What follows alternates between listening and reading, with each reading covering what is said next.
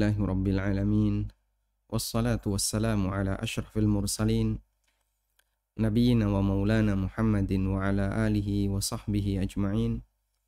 Wa ashhadu an la ilaha illallah wahdahu la syarikalah wa ashhadu anna Muhammadan abduhu wa rasuluh sallallahu alaihi wa ala alihi wa sahbihi wa sallama tasliman katsira thumma amma ba'd. Alhamdulillah, kembali kita melanjutkan pelajaran kita dengan membaca buku Tafsir Salat. Dan insya Allah di kesempatan kali ini kita akan membaca beberapa catatan terkait tasyahud awal. Saya sebutkan dua catatan penting yang perlu kita perhatikan terkait tasyahud awal. Bagi Anda yang memiliki bukunya, silahkan dibuka di halaman 248.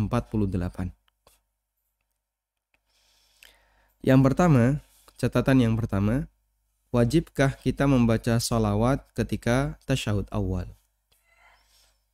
Ulama berbeda pendapat tentang hukum membaca sholawat ketika tasyahud awal. Pendapat yang pertama mengatakan wajib membaca sholawat ketika tasyahud awal. Ada typo di sini ya. Tasyahud, Anda bisa koreksi. Tasyahud awal. Dan ini merupakan pendapat yang kedua. Jadi Imam Syafi'i punya dua pendapat, qaul qadim dan qaul jadid. Ini merupakan pendapat kedua, berarti qaul jadid, pendapat baru Imam Syafi'i. Sebagaimana yang ditegaskan dalam kitab Imam Asy-Syafi'i bahkan menegaskan, orang yang tidak membaca sholawat ketika tasyahud awal karena lupa, maka dia harus melakukan sujud sahwi. Tayyib. Dan seperti yang tadi kita singgung, bahwa Imam Asy-Syafi'i rahimahullah, beliau memiliki dua qaul, dua pendapat. Yang pertama adalah pendapat yang lama, yang disebut dengan qaul qadim. Dan itu merupakan pendapat beliau ketika beliau berada di Irak, di Baghdad. Kemudian beliau memiliki pendapat yang kedua, yaitu qaul jadid, dan itu merupakan pendapat beliau ketika beliau meninggalkan Irak menuju Mesir, dan juga pendapat beliau ketika berada di Mesir. Pendapat ini juga dipilih oleh Ibnu Hubairah, salah seorang ulama mazhab Hambali, sebagaimana yang ditegaskan dalam kitab Al-Ifsah.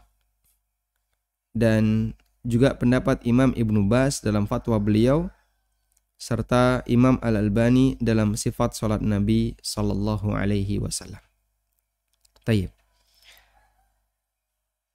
Dan dalam prakteknya, banyak masyarakat kita ketika membaca salawat untuk Nabi sallallahu alaihi wasallam, ketika tasyahud awal, mereka hanya baca sampai kalimat Allahumma shalli ala Muhammad wa ala ali Muhammad, lalu takbir naik ke rakaat berikutnya.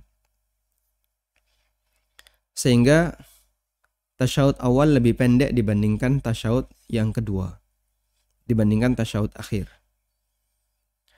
Kemudian pendapat yang kedua, bahwa ketika tasyahud awal hanya membaca bacaan tasyahud sampai kalimat syahadat, dan boleh tidak. Di sini saya nyatakan boleh tidak, bukan tidak boleh ya. Boleh tidak dengan tidak boleh beda kan? Boleh tidak ditambahi sholawat. Sehingga cukup membaca wa asyhadu anna Muhammadan abduhu sampai pada kalimat wa asyhadu anna Muhammadan abduhu wa rasuluh, lalu Allahu Akbar, bangkit ke rakaat berikutnya. Dan ini merupakan pendapat jumhur ulama. Di antaranya adalah Ibrahim An-Nakhai, Imam Asy-Sya'bi, Sufyan Ats-Tsauri, Ishaq bin Rahuyah, dan beberapa ulama yang lainnya. Termasuk pendapat yang lebih kuat dalam mazhab Syafi'iyah. Dan ini pendapat Imam Syafi'i dalam qaul qadim, dan pendapat yang dipilih oleh Imam Ibnu Utsaimin rahimahumullahul jami'.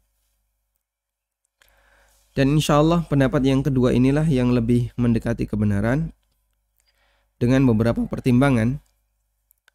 Yang pertama adalah makna zahir dari hadis Ibnu Mas'ud radhiyallahu anhu, di mana Rasulullah sallallahu alaihi wasallam hanya mengajarkan bacaan tasyahud dan beliau tidak menyebutkan bacaan salawat untuk Nabi sallallahu alaihi wasallam.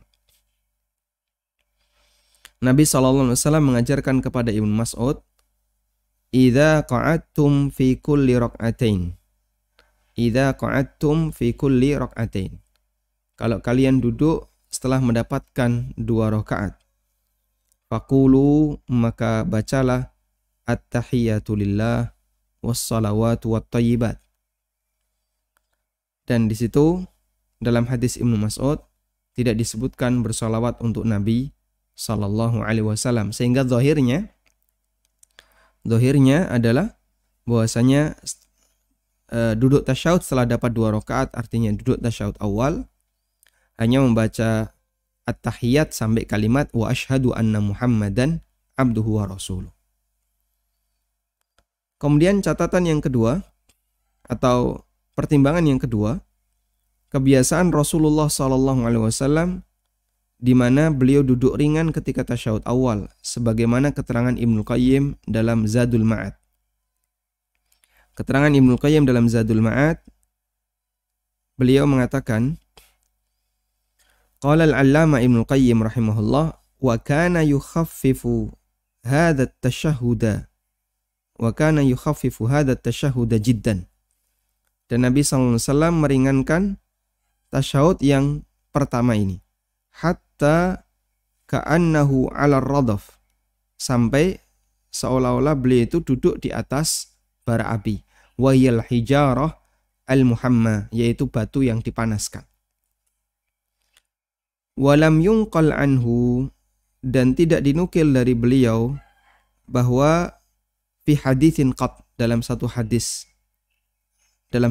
pun, annahu sallallahu alaihi wasallam shalla alaihi, bahwa Nabi sallallahu alaihi wasallam membaca salawat untuk beliau, wa ala alihi fit tasyahudil awal, dan juga untuk keluarga beliau di tasyahud yang pertama. Baik. Wala kana yasta'idhu fihi min adzabil qabri wa adzabin nar wa fitnatil mahya wa fitnatil mamat wa fitnatil masihid dajjal. Juga beliau tidak meminta kepada Allah perlindungan dari fitnah azab kubur, dari azab neraka, fitnah kematian, fitnah kehidupan, termasuk fitnah dajjal, yang itu disyariatkan untuk dibaca di tasyahud akhir. Wa man istahabba dzalika fa innahu fahimahu min umumatin wa itlaqatin qad sahha tabyinu mawdu'iha wa taqyiduha bit tasyahudil akhir. Sementara siapa yang menganjurkan untuk membaca sholawat dan berdoa pada saat tasyahud awal, itu karena dia memahami kalimat yang umum, yang mutlak, padahal sudah jelas itu berkaitan dengan tasyahud akhir. Ini berdasarkan keterangan Ibnu Qayyim. Tayyib. Kita kembali ke sini. Sehingga menurut keterangan Ibnu Qayyim dalam Zadul Ma'ad, bahwa dalam tasyahud awal Nabi SAW itu duduknya ringan. Dan nanti kita akan simak keterangan yang disampaikan oleh atau keterangan yang dinukil dari Abu Bakar As-Siddiq radhiyallahu anhu. Kemudian yang ketiga, terdapat hadis yang diriwayatkan oleh Ibnu Khuzaimah dalam sahihnya bahwa Rasulullah SAW membaca tasyahud dalam duduk tasyahud awal, dan beliau tidak berdoa. Tidak berdoa menunjukkan bahwa Nabi SAW juga tidak mengawalinya dengan membaca sholawat. Tayyib. Sehingga dari 3 penjelasan ini, maka jumhur menguatkan pendapat bahwa tasyahud awal itu tidak atau diperbolehkan untuk tidak membaca sholawat. Baik. Saya tambahkan keterangan yang lain. Sebagian ulama bahkan mengatakan ijma', sepakat, bahwa tidak disyariatkan tasyahud awal. Dan itu pendapat At-Tahawi seperti yang dinukil oleh Ibnu Nujaim, disebutkan dalam Al-Bahrul Ra'iq. Kata At-Tahawi, man zada ala hadha faqad khalafal ijma'. Kaitannya dengan masalah tasyahud awal, siapa yang bacaannya lebih dari tasyahud, lebih dari kalimat wa asyhadu anna Muhammadan abduhu wa rasuluh, berarti dia telah menyalahi ijma'. Sehingga yang dibaca hanya sampai wa asyhadu anna Muhammadan abduhu wa rasuluh. Tidak disyariatkan untuk membaca sholawat ketika tasyahud awal. Dan ini pendapatnya At-Tahawi, bahkan kata At-Tahawi, beliau memberikan klaim ada ijma' dalam masalah ini. Namun klaim ijma' ini nampaknya kurang tepat karena kita melihat ada banyak ulama yang berpendapat berbeda, sehingga ada yang berbeda dari pendapat jumhur seperti pendapatnya Imam Syafi'i dalam Qaul Jadid. Kemudian di antara alasan pendapat yang tidak menganjurkan tasyahud awal, di sini saya tambahkan bahwa tidak dinukil annahu lam yathbut anhu, tidak dinukil dari Nabi SAW kalau beliau itu membaca sholawat ketika tasyahud awal. Dan beliau juga tidak mengajarkan kepada umatnya, dan tidak diketahui dari salah seorang pun sahabat di mana mereka menganjurkan baca sholawat ketika tasyahud awal. Ini keterangan Ibnu Qayyim dalam Jala'ul Afham. Kemudian yang kedua, kalau disyariatkan untuk membaca tasyahud, untuk membaca sholawat di tasyahud awal, berarti juga la syuri'a fiha du'a, berarti juga disyariatkan untuk berdoa ba'daha, setelah membaca sholawat di tasyahud awal. Walam yakun farkun bainat tasyahudil awwali wal akhir. Jadinya tidak ada perbedaan antara tasyahud awal dengan tasyahud akhir. Karena tasyahud awal disyariatkan salawat dan doa, tasyahud akhir juga disyariatkan salawat dan doa. Lalu apa bedanya antara tasyahud awal dengan tasyahud akhir? Ini alasan yang kedua. Alasan yang ketiga, li'anna tasyahudal awwala mawdu'un 'ala takhfif. Bahwa tasyahud awal itu disyariatkan untuk diringankan. Nah, di sini ada nukilan dari Abu Bakar. Fakana Abu Bakrin idza jalasa fi rak'ataini ka'annahu 'ala radfi. Abu Bakar ketika duduk tasyahud awal itu seperti orang yang duduk di atas bara, batu yang dipanaskan, namanya radf. Orang duduk di batu yang panas, kuat lama nggak? Nggak kuat lama. Digambarkan seperti itu untuk menunjukkan bahwasanya duduknya mereka ketika tasyahud awal itu hanya sebentar. Artinya berbeda dengan tasyahud akhir. Wallahu a'lam. Baik. Sehingga ada perbedaan antara praktek yang dilakukan oleh salaf, oleh para sahabat ketika tasyahud awal dengan tasyahud akhir. Kesimpulannya wallahu ta'ala alam, dari apa yang tadi kita sampaikan, kita bisa mendapatkan kesimpulan bahwa pendapat yang lebih kuat terkait bacaan sholawat ketika tasyahud awal hukumnya adalah tidak wajib, sehingga bahkan sebagian ulama mengatakan tidak disyariatkan, sehingga ketika tasyahud awal cukup sampai bacaan wa asyhadu anna Muhammadan abduhu wa rasuluh. Selanjutnya catatan yang kedua yang kemarin sempat kita singgung, yaitu rincian hukum bagi orang yang lupa tasyahud awal. Seperti yang kemarin kita sampaikan bahwa tasyahud awal pendapat yang benar statusnya adalah wajib sholat, yang jika ditinggalkan maka menyebabkan, jika ditinggalkan dengan sengaja menyebabkan sholatnya batal. Tapi jika ditinggalkan karena lupa, maka para ulama menganjurkan untuk sujud sahwi. Lalu bagaimana dengan orang yang lupa apa yang harus dia lakukan. Ada dua keadaan untuk orang yang lupa ketika tasyahud awal. Keadaan yang pertama, dia teringat ketika proses berdiri menuju rakaat ketiga, atau teringat sebelum berdiri sempurna.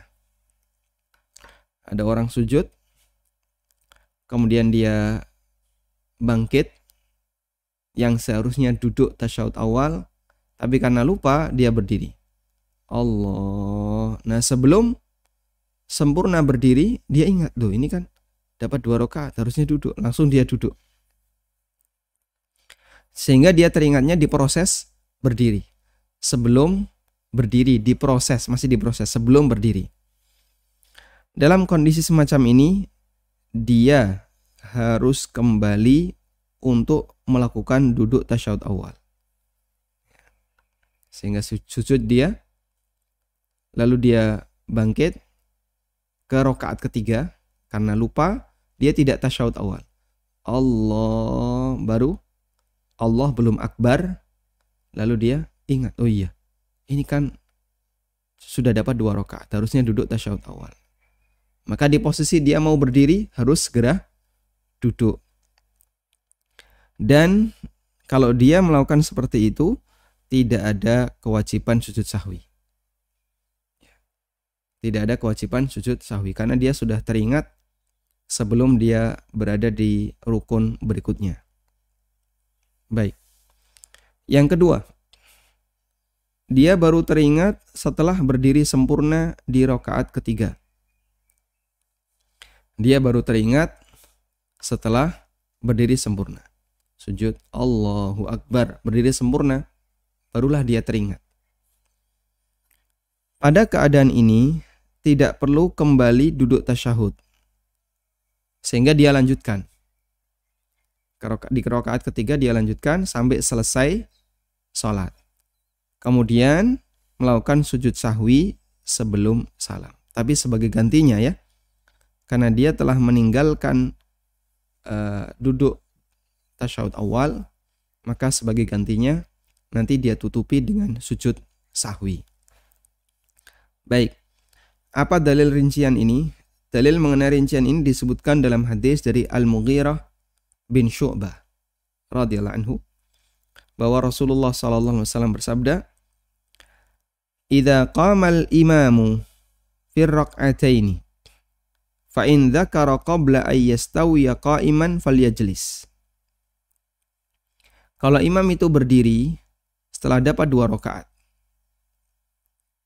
artinya tasyahud awal, dia lupa berdiri.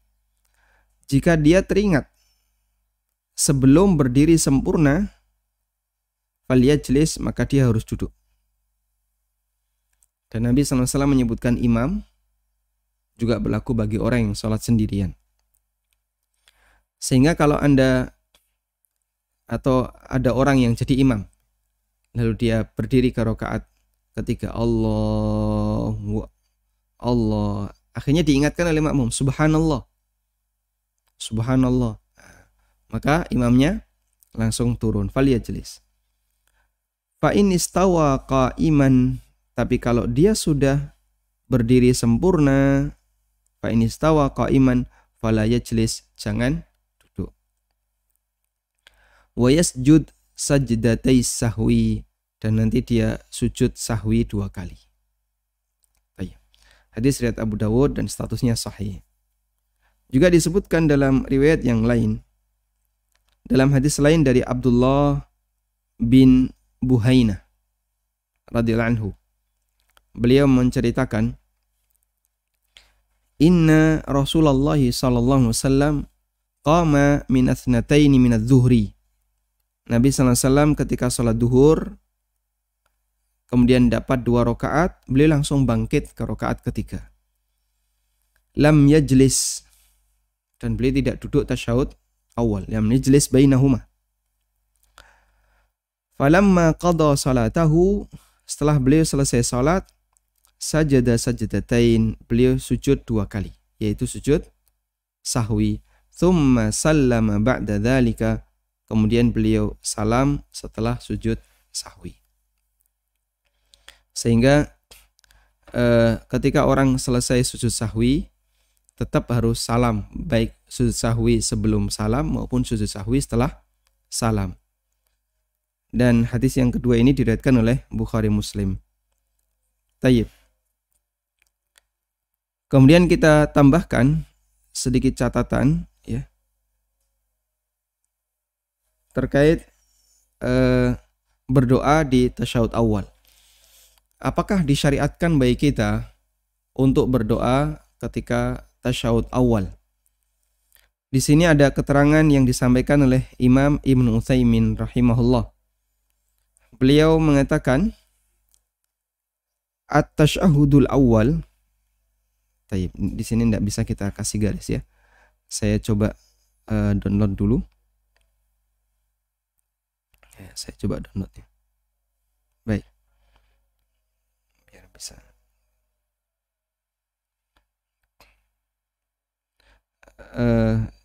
Di mana tadi? Nah, ini insya Allah bisa dicoret. Ada keterangan yang disampaikan oleh Imam Ibnu Utsaimin tentang berdoa di tasyahud awal. Yang sebenarnya ini juga turunan dari keterangan kami di awal tadi tentang hukum bersolawat untuk Nabi SAW ketika tasyahud awal. At-tasyahudul awal yambagi lil insani ayyukhaffifahu wa ayyaqtasira ala qawli ashhadu an la ilaha illallah wa ashhadu anna Muhammadan abduhu wa rasuluh.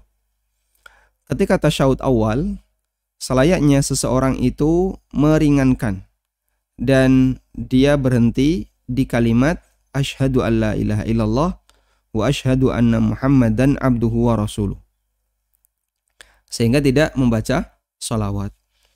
Wa ammad du'a'u fa innahu yakunu fit tasyahudil akhir. Sementara untuk doa seharusnya dilakukan di tasyahud akhir. Untuk doa itu dibaca di tasyahud akhir. Berdasarkan sabda Nabi sallallahu alaihi wasallam, "Idza tasyahhada ahadukum at-tasyahhudal akhir falyaqul Allahumma inni a'udzubika," dan seterusnya. Apabila kalian melakukan tasyahud akhir, maka bacalah Allahumma inni a'udzubika min adzabi jahannam wa min adzabil qabri, dan seterusnya. Dan Nabi SAW juga berpesan kepada sahabat Mu'ad bin Jabal.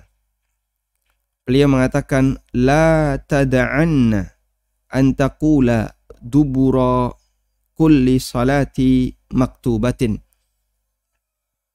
Wahai Mu'ad, jangan kau tinggalkan untuk kau baca di bagian dubur setiap salat wajib. Allahumma a'inni ala dzikrika wa ala syukrika wa ala husni ibadatik. Dan makna dubur kulli salatin, makna dubur setiap salat, ay fi akhiriha qabla salam. Maksudnya adalah di akhir salat sebelum salam. Berarti dilakukan setelah tasyahud akhir. Sehingga doa itu disyariatkan untuk dibaca setelah tasyahud akhir. Ini dinukil dalam Fatawa Nurun al-Darbi. Tayyib. Kemudian juga ada keterangan dalam Fatawa Syabakah Islamiyah. Di sini dinyatakan, fa inna qira'atat tasyahudi fil julusil awsat kamilan bima fihi as-salatu 'alan nabi sallallahu alaihi wasallam qala biha jama'atun min ahli ilmi. Mengenai bacaan tasyahud awal dengan sempurna, fa inna qira'atat tasyahudi fil julusil awsat kamilan, bacaan tasyahud awal dengan sempurna, berarti di situ ada sholawat untuk Nabi sallallahu alaihi wasallam, juga ada doa-doa setelahnya. Qala biha jama'atun min ahli ilmi, ini merupakan pendapat sekelompok ulama yang tadi sudah kita sampaikan. Wa daliluhum umumul ahadits al-amirati bis salati 'alan nabi sallallahu alaihi wasallam. Dalilnya adalah makna hadis yang memerintahkan untuk membaca salawat untuk Nabi sallallahu alaihi wasallam. Wa dhahaba akharun, dan ulama yang lain berpendapat ila annahu yaqtasiru fil julusil awsat ala tasyahudi faqat. Bahwa untuk duduk tasyahud awal cukup membaca kalimat sampai tasyahud saja. Wa asyhadu anna Muhammadan abduhu wa rasuluh. Tanpa membaca salawat untuk Nabi SAW dan tanpa berdoa. Wa qad rawal Imam Ahmad wa Ibnu Khuzaimah. Imam Ahmad dan Ibnu Khuzaimah meriwayatkan dari Ibnu Mas'ud radhiyallahu anhu annahu qala, Ibnu Mas'ud pernah mengatakan tentang cara salat Nabi sallallahu alaihi wasallam. Ibnu Mas'ud mengatakan, "Tsumma in kana fi wasatis salati nahadha hina yafrugha min tasyahhudihi."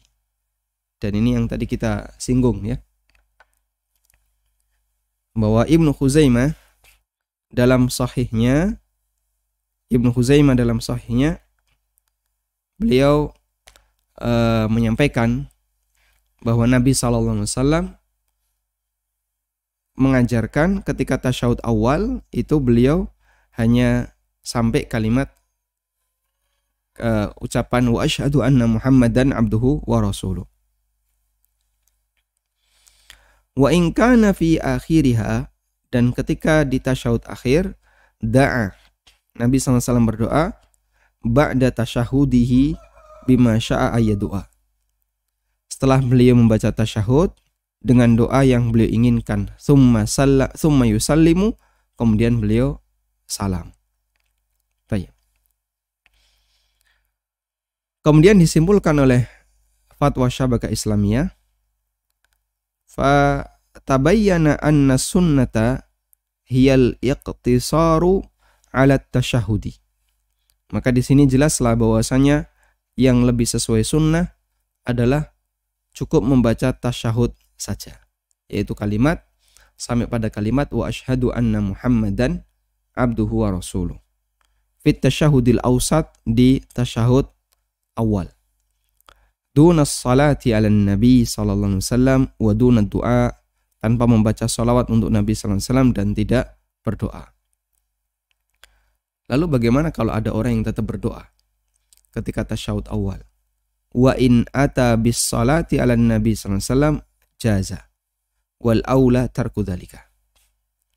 Dan kalaupun dia tetap membaca salawat ketika tasyahud awal, hukumnya boleh, namun yang lebih afdal adalah tidak membaca tasyahud awal. Sehingga dari sini jumhur menganjurkan dalam tasyahud awal itu sebaiknya tidak membaca sholawat untuk Nabi SAW, dan konsekuensinya berarti juga tidak membaca doa setelah tasyahud awal. Wallahu ta'ala alam. Ini yang bisa kita aturkan terkait beberapa catatan ketika tasyahud awal. Semoga bermanfaat. Wassallallahu ala nabiyyina Muhammadin wa ala alihi wa sahbihi wa sallam. Wa akhiru da'wana anil hamdulillahi rabbil alamin.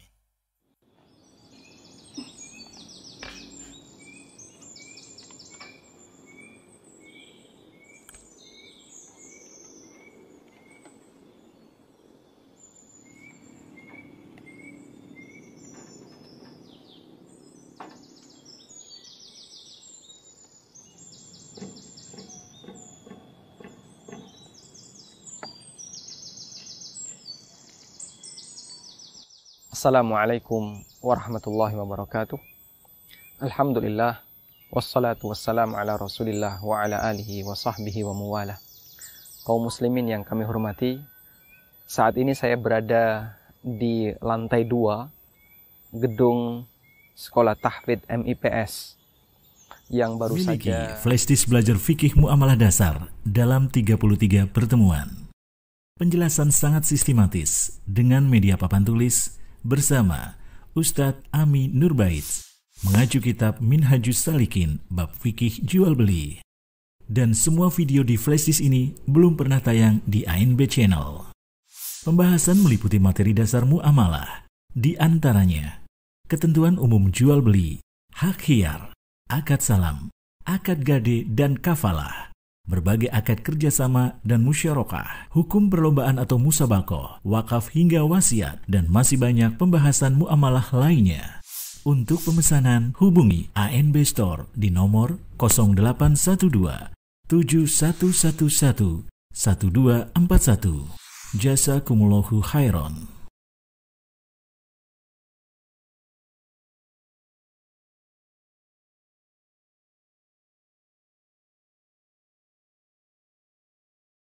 Barakallahu. Ini Ustadz ada pertanyaan, namun di luar tema ya Ustadz. Jadi ini saya jual barang gitu ya, cuman saya berencana untuk memberikan bonus kepada pembeli, tapi bonus ini setelah saya cek gitu ternyata barang ini adalah barang KW gitu Ustadz. Jadi yang pertama, apa hukum kalau misalnya menjadikan barang KW itu sebagai bonus dalam penjualan? Itu yang pertama Ustaz. Terus yang kedua, jadi ada sebuah perusahaan Ustaz yang menerapkan skema kerja yang cukup membingungkan gitu ya kepada setiap kepala tim penjualan. Jadi di perusahaan itu ada kepala tim penjualan. Nah, apakah ini termasuk, jadi yang membingungkannya apakah ini termasuk akad ijaro atau mudorobah? Kenapa? Karena kepala tim penjualan ini ya merasanya memang bekerja, bukan kerjasama di perusahaan ini tuh gitu ya. Namun setelah berjalan setahun, kepala tim penjualan ini ngerasanya kok aneh gitu sistemnya Ustadz. Jadi skemanya tuh kayak gini. Pemilik perusahaan menyediakan fasilitas kerja, stok barang untuk dijual, kemudian budget yang digunakan untuk beriklan setiap bulannya itu taruhlah 30 juta per bulan. Nah, kemudian kepala tim penjualan ini bertugas untuk beriklan dengan beberapa staf di bawahnya. Yang kedua, harus masuk sesuai jam kerja. Namun di akhir perhitungan, kalau untung itu dibagi dua, kalau rugi juga sama dibagi dua. Jadi hitungannya, misalnya omset bulan ini itu 45 juta. Kemudian operasional di sini biasanya untuk di gaji termasuk kepala penjualan juga kena gaji, kemudian staff dan listrik dan sebagainya taruhlah 20 juta gitu.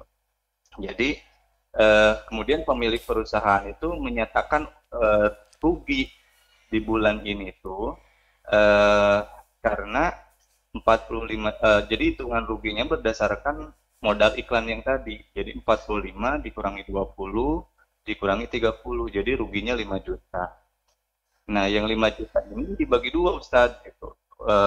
Dua setengahnya untuk perusahaan dan setengahnya lagi itu untuk kepala penjualan. Kalau staff enggak mesti menalangi gitu ya yang ruginya. Jadi yang kepala penjualan ini berarti dia dapat 3 juta gaji tetap, namun setelah dinyatakan rugi dia harus ngembaliin 2,5 juta ke ownernya gitu. Nah, mohon penjelasannya Ustadz untuk yang akad yang ini yang kedua gitu, yaitu gimana kesalahannya Ustadz gitu ya skema seperti ini. Mohon solusinya. Untuk barang KW yang tadi Bapak sampaikan, Bapak dapatkan ini sebelum tahu ya? Sebelum tahu Ustadz. Sebelum pembelian gitu. Sebelum pembelian. Baik. Barakallahu fikum. Barakallahu fikum. Jazakallahu khairan. Assalamualaikum warahmatullahi wabarakatuh. Waalaikumsalam warahmatullahi wabarakatuh. Untuk kasus yang pertama, Bapak memiliki barang KW. Yang kami pahami dalam permasalahan barang KW, KW itu kan berarti melanggar hak orang lain ya. Ini melanggar hak pemilik merek. Sehingga kita tidak boleh tolong-menolong dalam pelanggaran seperti ini. Maka penjual tidak boleh, pembeli juga tidak boleh. Karena kalau itu tidak boleh dijual, otomatis tidak boleh dibeli. Namun bagaimana kalau misalnya kita sudah memilikinya dan sebelumnya kita tidak tahu? Berarti kita di posisi sebagai orang yang mungkin ditipu oleh penjual. Sehingga saat kita beli, kita ngertinya ini mahal, ini bagus, ori. Akhirnya kita beli.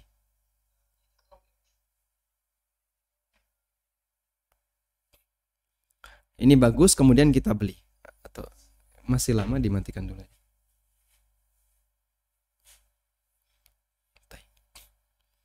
Jadi karena ini bagus, lalu kita beli, padahal aslinya itu KW. Berarti Anda memiliki barang itu sebelum Anda mengetahuinya. Wallahu ta'ala alam. Kalau sudah memiliki, apakah boleh dipakai? Insya Allah tidak masalah kalau sebatas dipakai. Karena pada awalnya kita tidak melakukan pelanggaran hak orang lain. Saat kita transaksi kita tidak tahu. Nah, selanjutnya Anda mau berikan ke orang lain, silahkan. Karena barang seperti ini pada asalnya dibeli dari hasil yang bermasalah, tapi karena tidak tahu, maka kita tidak bertanggung jawab di situ, dan yang bertanggung jawab adalah pihak penjual. Sehingga untuk bonus barang KW insya Allah tidak masalah. Selanjutnya untuk kasus yang kedua, di mana pemilik perusahaan membebankan kerugian sebagian kepada karyawan, ini tidak benar ya.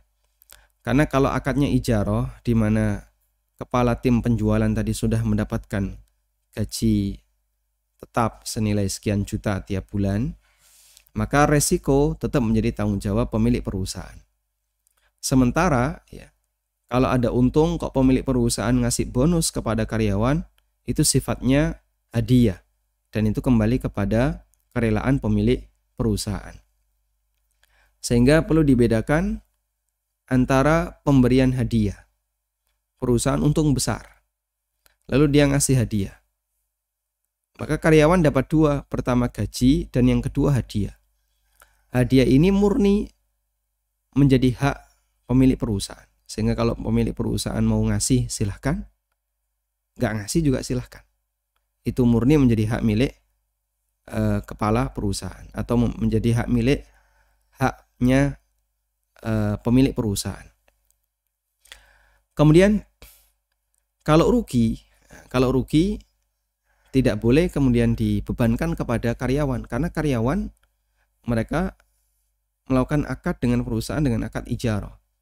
Dan dalam akad ijarah, kalau terjadi resiko terhadap kelangsungan perusahaan, maka karyawan tidak menanggung resiko tersebut, kecuali jika resiko itu disebabkan karena kelalaian karyawan.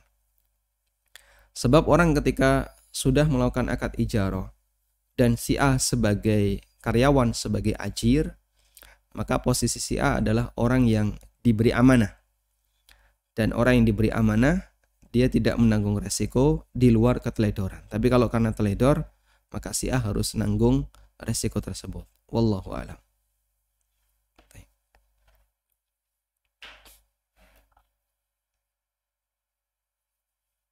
Silahkan. Assalamualaikum. Waalaikumsalam warahmatullahi. Afwan Ustaz, pertanyaan di luar perintah. Pada saat puasa kemarin, apabila kita memberi makan orang yang berpuasa, kita akan mendapatkan pahala orang yang berpuasa tersebut. Yang dimaksud memberi makan di sini, apakah makanan atau minuman yang digunakan untuk membatalkan puasa orang tersebut, ataukah meskipun dimakan nanti setelah tarawih, kita juga dapat pahala tersebut, Ustaz? Itu aja pertanyaannya, Ustaz. Jazakallah khair. Assalamualaikum warahmatullahi wabarakatuh. Waalaikumsalam warahmatullahi wabarakatuh. Hadis yang menyebutkan tentang ini, kalimatnya adalah man fattara sha'iman. Barang siapa yang memberikan kesempatan berbuka bagi orang yang berpuasa. Man fattara sha'iman. Coba kita periksa hadisnya.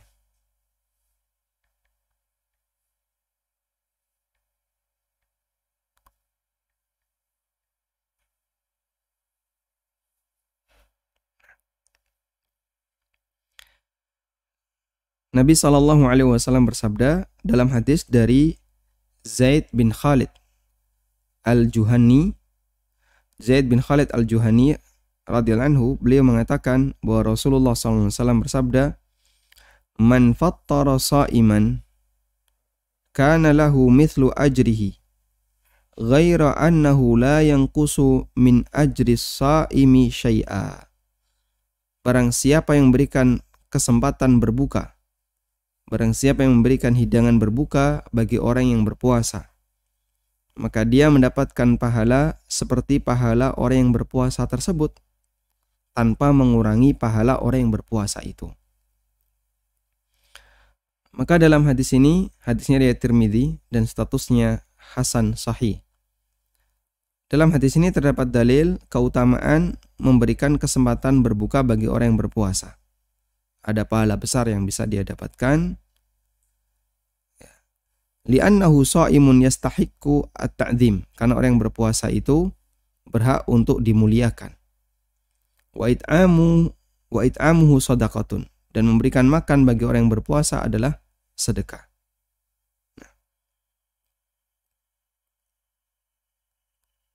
Kemudian bentuk memberi makan orang yang berpuasa atau memberi kesempatan buka orang yang berpuasa di sini dinyatakan wa taftirus shaimi lahu majalatun muta'addidah. Bentuk memberi kesempatan berbuka bagi orang puasa itu ada banyak ragam. Min it'amil faqir ma ya'kulu au daf'a malin lahu yashtari bihi ta'aman ala anna dzalika ghairu khasin bil faqir. Bisa bentuknya memberi makan yang siap saji kepada orang yang miskin yang bisa dia konsumsi, atau dia memberikan harta, memberikan uang kepada orang miskin untuk bisa dibelikan makanan. Meskipun ini juga tidak khusus bagi orang fakir.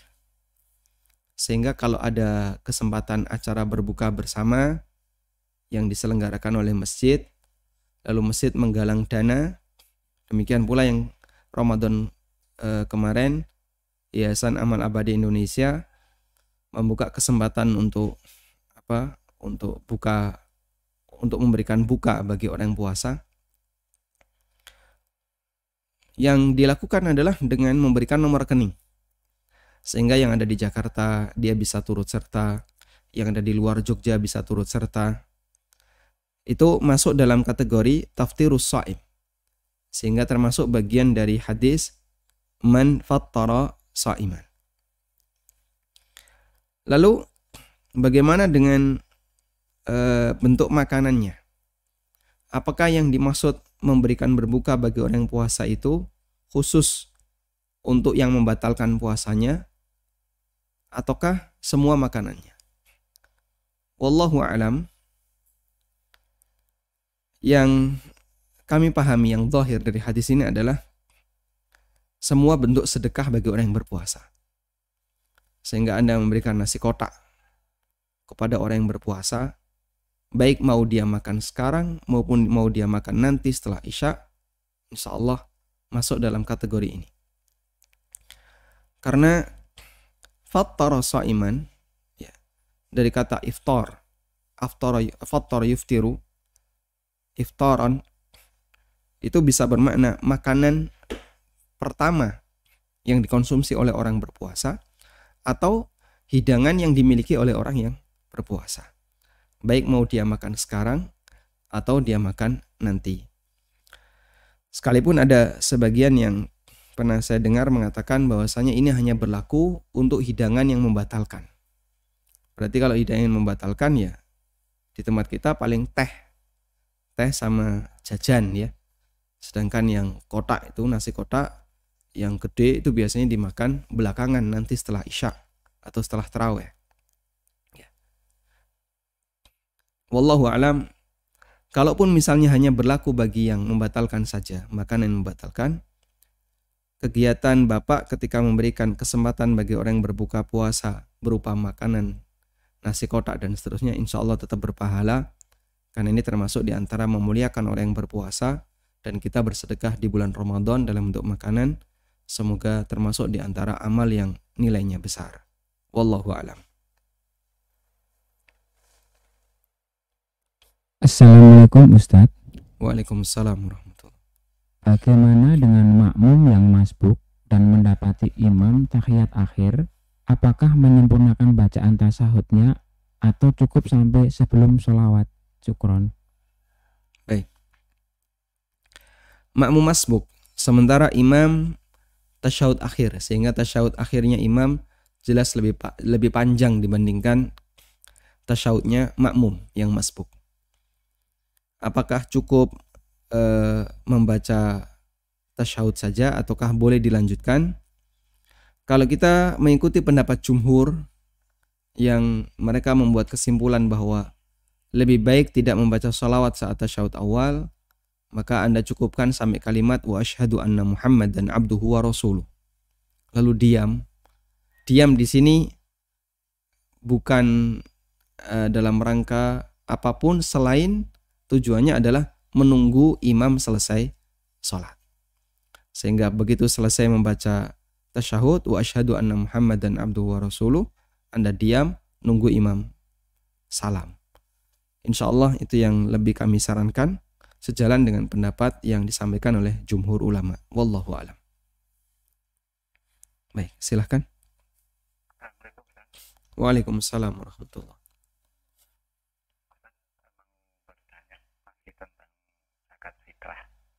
Jadi begini Ustaz, di masjid dekat rumah saya itu kan mengadakan panitia penerimaan zakat fitrah. Nah, situ panitia menganggap mereka itu adalah amil. Jadi mereka ikut mengambil bagian dari zakat fitrah itu. Ini sudah terjadi sejak lama, sejak beberapa tahun yang lalu. Lalu ada seorang jamaah yang mencoba mengingatkan kepada panitia bahwa itu salah, bahwa amil itu, bahwa panitia itu bukan amil yang berhak mendapat zakat fitrah juga. Tapi panitia ngeyel gitu Ustaz, karena dianggapnya orang yang ngasih pendapat itu masih muda dan sebagainya. Hanya mereka tetap pada Ramadan yang kemarin mereka tetap mengambil bagian dari zakat fitrah itu. Lalu mungkin karena panitia itu mulai mendengar ceramah dan sebagainya, mereka baru menyadari bahwa tindakan mereka itu salah. Nah, pertanyaannya Ustaz, kalau panitia ini, terutama ketua panitianya itu ingin bertobat gitu Ustaz, tobatnya bagaimana Ustaz? Baik. Kan Ramadan udah lewat gitu Ustaz, mau ganti zakat fitrah sudah tidak mungkin, mau minta maaf kepada jamaah yang menitipkan zakat fitrahnya juga tidak tahu zakat fitrah siapa yang mereka ambil itu Ustaz. Jadi cara mereka bertobatnya bagaimana? Apakah mereka harus mengumumkan kepada semua jamaah bahwa panitia sudah melakukan kesalahan dan sebagainya gitu? Itu pertanyaan Ustaz. Terima kasih Ustaz. Assalamualaikum warahmatullahi wabarakatuh. Waalaikumsalam warahmatullahi wabarakatuh.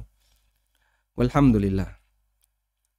Kita bersyukur kepada Allah Subhanahu wa taala ketika ada orang yang bisa mendapatkan hidayah melalui kajian yang disampaikan oleh para asatidzah. Semoga peran jamaah sekalian yang nge-share kajian, ya, barangkali Anda tidak menyampaikan kajian tapi Anda nge-share kajian ke orang lain, lalu didengar oleh orang lain, kemudian bisa menyebabkan orang itu kembali kepada jalan yang benar, Anda turut mendapatkan pahala sebagaimana ustadz yang menyampaikan. Tayyib, maka jangan bosan untuk nge-share ya ketika Anda mendapatkan sebuah penjelasan yang ini dibutuhkan oleh masyarakat, sehingga itu Anda lakukan dalam rangka untuk menyadarkan mereka kembali kepada jalan yang benar. Anda turut mendapatkan pahala saat Anda membagikan konten tersebut.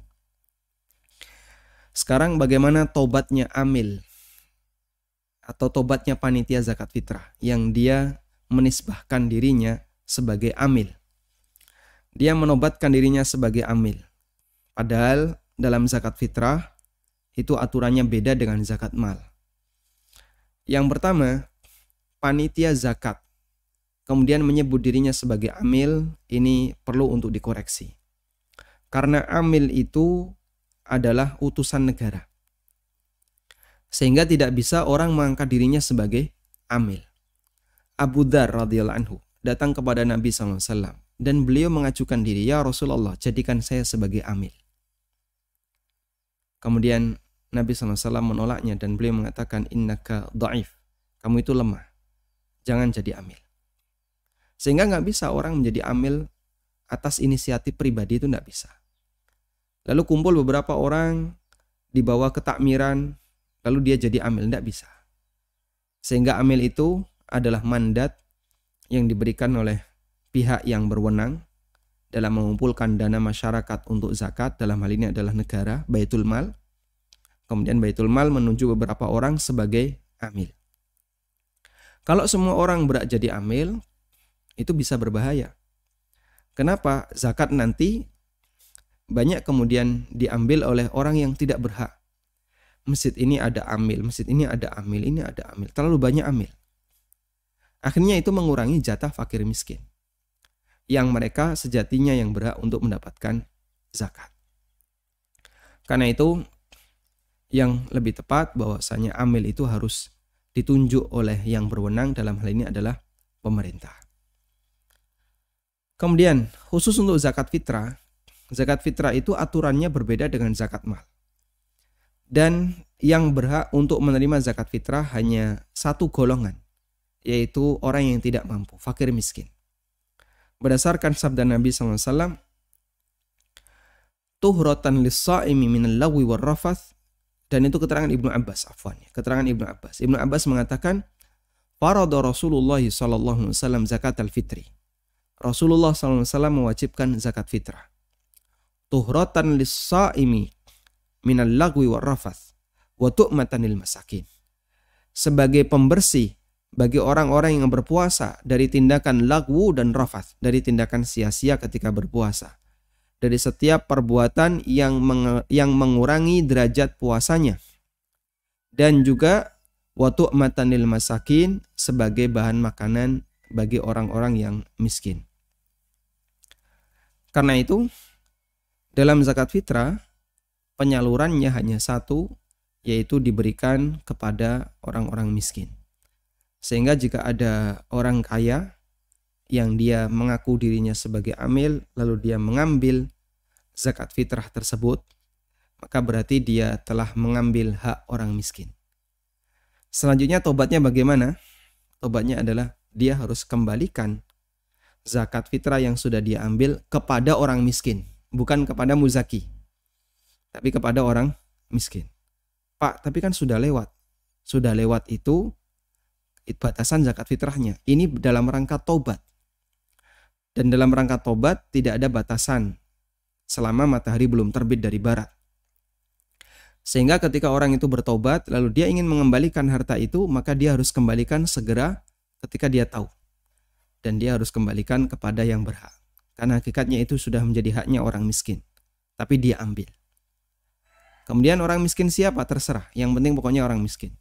Berikan kepada orang miskin yang berhak, sehingga tobatnya adalah dengan cara dia mengambil beras yang dia punya sesuai dengan jumlah yang dulu dia ambil. Misalnya dia ambil dulu 5 kilo, maka dia keluarkan 5 kilo dan dia serahkan kepada fakir miskin. Wallahu a'lam.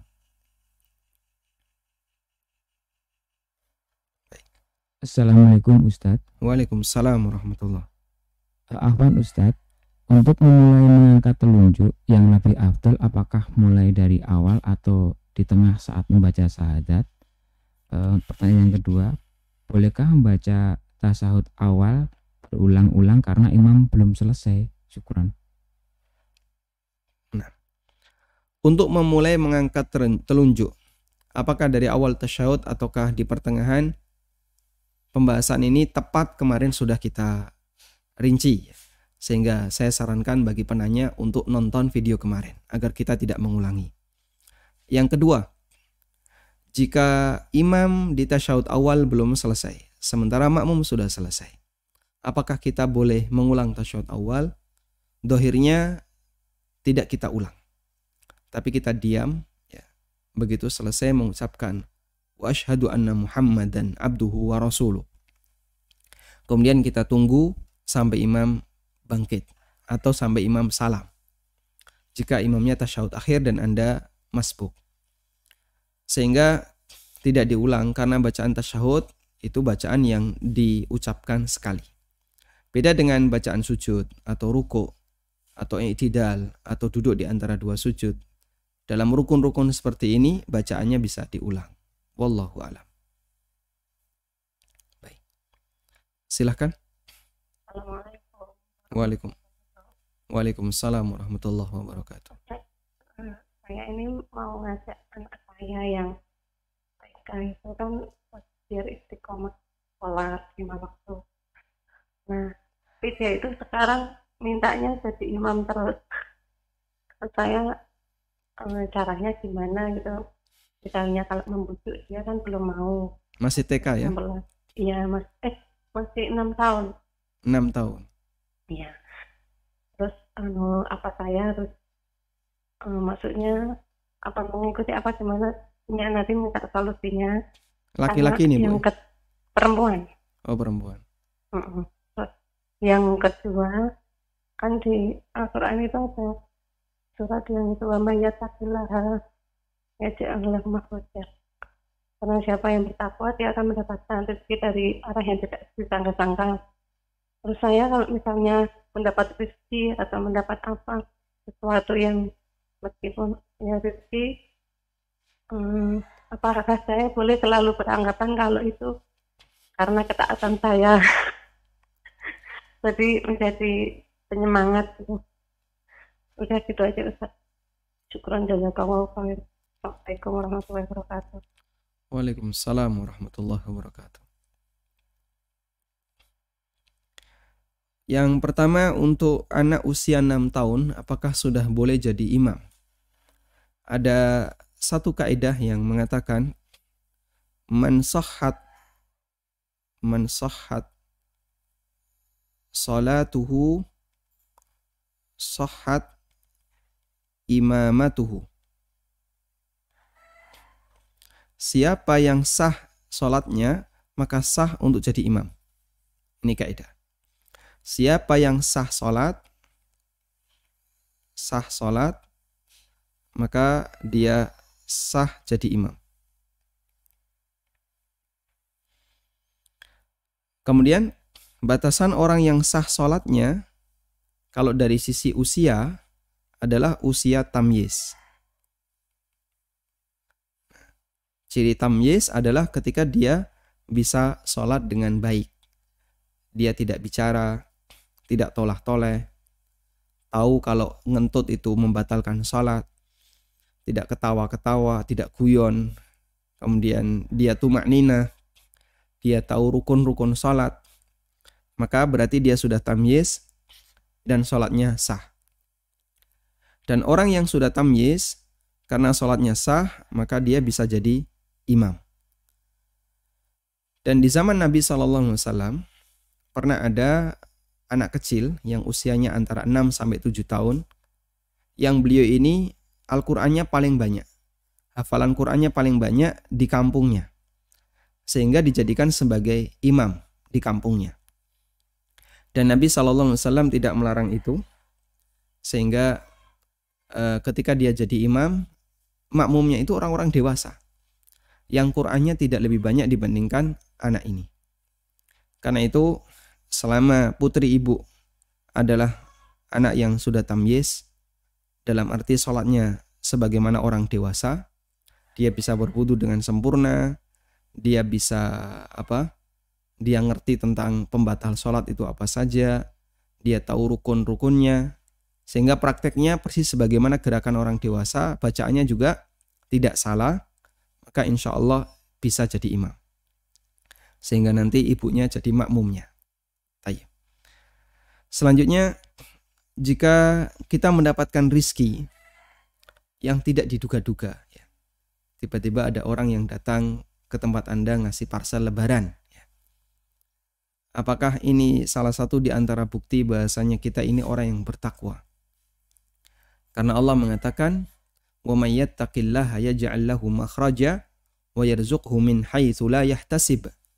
Siapa yang bertakwa kepada Allah, maka Allah akan berikan jalan keluar baginya. Dan Allah akan berikan rizki dari arah yang tidak diduga-duga. Baik. Mohon untuk diperhatikan ya. Jadi ada hubungan implikasi. Jika, hubungan implikasi itu apa? Jika maka ya. Jika maka, kan begini ya. Hubungan implikasi itu arahnya satu arah. Arahnya satu arah. Kalau biimplikasi kan berarti dua arah. Begini ya. Jika dan hanya jika. Dalam banyak dalil, hubungan implikasi ini banyak kita jumpai. Dan karena dia sifatnya hubungan implikasi, maka berarti arahnya satu arah. Kalau satu arah, maka jangan dipahami sebaliknya. Jangan dipahami sebaliknya. Nah, karena memahami sebaliknya di sini, banyak sekali orang yang kemudian salah dan keliru. Banyak orang yang kemudian salah dan keliru. Sehingga salah satu di antara penyebab orang melakukan takfir, mengkafirkan orang lain dengan cara sembarangan, itu adalah karena hubungan biimplikasi. Misalnya, dalilnya orang Khawarij. Wa man lam yahkum bima anzalallah fa ulaika humul kafirun. Siapa yang tidak berhukum dengan hukum yang Allah turunkan, maka dia kafir. Itu dipakai oleh orang Khawarij untuk mengkafirkan Ali bin Abi Thalib. Subhanallah. Padahal ini sahabat. Alasannya apa? Karena Ali bin Abi Thalib menyetujui peristiwa tahkim yang mengembalikan hukum itu kepada manusia. Sehingga berarti dia tidak berhukum dengan hukum Allah. Kalau tidak berhukum dengan hukum Allah, maka dia kafir. Nah, itu konsekuensi dalil talazum. Konsekuensi dalil talazum. Ada ayat yang mengatakan, siapa yang seperti ini maka ini. Kemudian dia dibalik. Berarti kalau yang kayak gini, kebalikannya adalah dia kafir. Ada ayat yang mengatakan bahwa siapa yang beramal demikian, maka dia dapat surga. Berarti kalau dia nggak beramal demikian, dia dapat neraka. Akhirnya menjadikan orang gampang melakukan takfir gara-gara dalil talazum seperti ini. Dalil talazum itu terlalu gampang menggunakan biimplikasi. Padahal sebenarnya itu yang berlaku adalah implikasi satu arah, bukan dua arah. Contoh yang lain. Saya sering mendapatkan postingan ya. Ada orang yang sering menggunakan sabda Nabi SAW. Man qala li akhihi ya kafir faqad ba'a biha ahaduhuma. Barang siapa yang mengatakan kepada saudaranya, wahai kafir, maka itu akan kembali kepada salah satunya. Kalau yang dituduh salah, maka akan kembali kepada yang menuduh. Akhirnya itu malah jadi alasan. Berarti siapa yang mengatakan, wahai kafir, dia kafir. Loh kok bisa? Sehingga orang ini membalas mengkafirkan orang lain dengan mengkafirkan yang menuduh kafir. Masya Allah, ini berbahaya. Dan terjadilah chaos di masyarakat disebabkan karena masalah seperti ini. Demikian pula masih banyak orang yang melakukan kesalahan dengan dalil talazum seperti ini. Jika ini maka ini, jika ini maka ini, jika dan hanya jika. Dia menggunakan biimplikasi. Maka sebaiknya kita tidak menggunakan dalil talazum seperti ini karena banyak orang yang salah paham. Nah, karena itu jangan dibalik ya. Jika bertakwa maka dapat rizki. Berarti kalau rizki saya lancar, saya bertakwa. Alasan itu pernah saya dengar dari karyawan bank.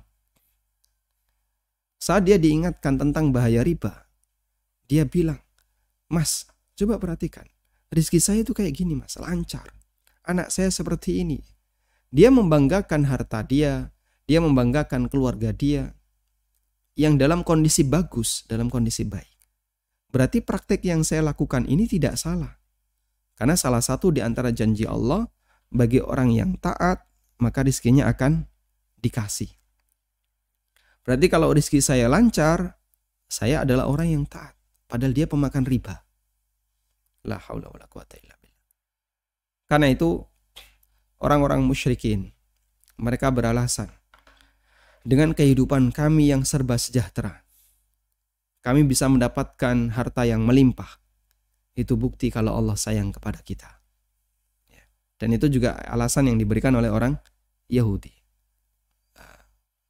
Mereka mengatakan nahnu abna'ullahi wa ahibba'u. Kami adalah anak-anak Allah dan orang yang dicintai oleh Allah.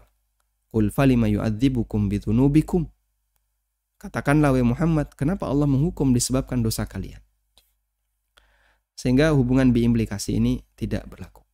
Karena itu, kalau Anda mendapatkan rizki yang tidak disangka-sangka, ya kita tidak bisa pastikan apakah ini karena ketaatan yang kita lakukan, wallahu a'lam. Namun, tugas yang bisa kita lakukan adalah bersyukur kepada Allah terhadap rizki yang Allah berikan kepada kita. Wallahu a'lam wa sallallahu ala nabiyyina Muhammadin wa ala alihi wa sahbihi wa sallam wa akhiru da'wana anil hamdulillahi rabbil alamin. Subhanakallahumma wa bihamdika asyhadu an la ilaha illa anta astaghfiruka wa atubu ilaik. Wassalamualaikum warahmatullahi wabarakatuh.